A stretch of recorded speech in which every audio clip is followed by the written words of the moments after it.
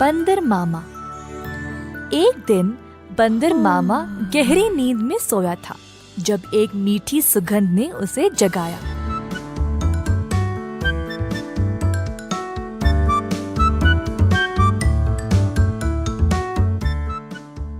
अपनी टोपी और जूते पहनकर बाहर निकल पड़ा खुशबू सूंघते सूंघते। बंदर मामा ने देखा कि ये सुगंध एक मिठाई की दुकान से आ रही थी। अंदर गया तो उसने कई प्रकार के मिठाइयों को देखा। एक लड्डू को देखकर बंदर के मुंह में पानी आ गया। जैसे ही बंदर लड्डू को उठाने गया, दुकान की मालकिन भालू ने बंदर का हाथ पकड़ के रोक दिया। बंदर भालू की ओर देखकर डर गया। तुरंत पीछे मुड़कर रोते रोते घर वापस भाग गया। टोपी और जूते को निकाल फेंक के निराश बैठा रहा कि मिठाई खाने को नहीं मिली। भालू काफी आलसी थी। जब उसने देखा कि बंदर उसकी मिठाइयों की सुगंध को सूंघ कर आया, उसके दिमाग में एक विचार आया। भालू अपने दुकान में मिठाई संवारने के लिए बहुत आलसी थी, तो उसने सोचा कि वह सारे जानवरों को मिठाई की सुगंध से आकर्षित करके उन सब से सारा काम करवाएगी। अगले दिन भालू जानबूझ के मिठाई हाथ में लिए सड़क पर चलने लगी। मिठाइयों की सुगंध से सब जानवरों को आकर्षित करे, यही थी उसकी योजना।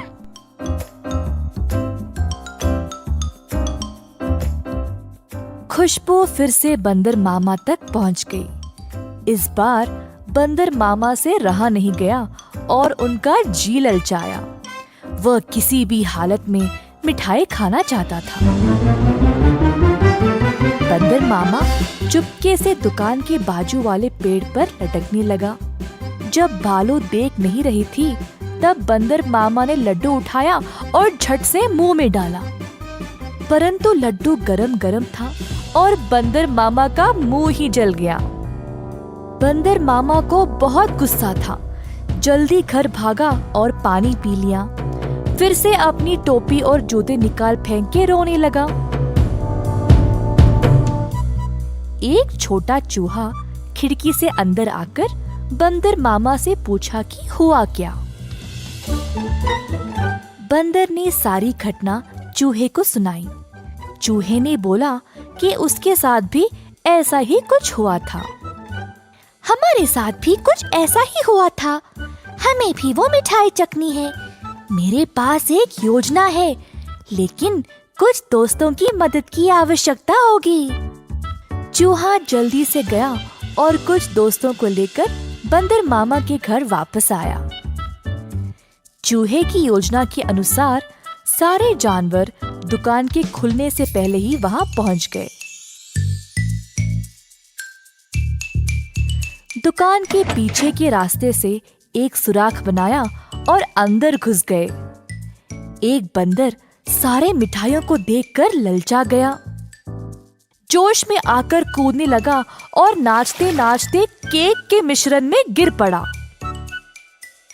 एक और बंदर एक बड़े से बाल्टी में झांका, ये सोचकर कि अंदर मिठाई होंगे, और फिसल के उसी के अंदर गिर गया। तीसरे बंदर ने एक बड़ी गोल सी थाली पर लड्डू देखा। थाली की ओर दौड़ा और लड्डू खाने की कोशिश की, परंतु थाली गोल गोल घूमने लगी। बंदर लड्डू के पीछे भागता रहा और थाली रुकने का नाम ही नहीं ले रही थी। इसी दौरान भालू दुकान पर आ पहुंची। एक बंदर केक के मिश्रण में फंसा था, दूसरा बड़ी बाल्टी में और तीसरा बस लड्डू के पीछे गोल गोल घूम रहा था। ये सब देखकर भालू आश्चर्यचकित रह गई और सोची कि ये बंदर यहाँ चोरी करने आए हैं। जल्दी से एक छड़ी उठाई और बंदरों को मारने ही वाली थी, जब एक बंदर ने बोला, हम यहाँ चोरी करने नहीं आए हैं। हम केवल आपकी मिठाई को चखना चाहते थे। इनकी सुगंध इतनी मजेदार है, बस हमसे रहा नहीं गया। भालू ये सुनकर जोर से हंसने लगी। मेरे दुकान में चोरी छुपे घुसना गलत बात है। खैर छोड़ो, वैसे भी मुझे मिठाई बनाने में मदद चाहिए। अगर तुम लोग हर रोज मेरी सहायता करोगे तो मैं तुम्हें अच्छे अच्छे मिठाई खाने के लिए दूंगी। ये सुनकर बंदर मामा और उसके दोस्त खुश हो गए। उस दिन से सब जानवर मिठाई की दुकान पर काम करने लगे।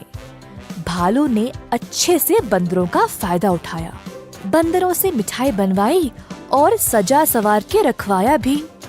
मिठाई बेचने का काम भी बंदरों को ही दे दिया और भालू सिर्फ बैठ के मजे ले रही थी। भालू का पति ये सब देख रहा था।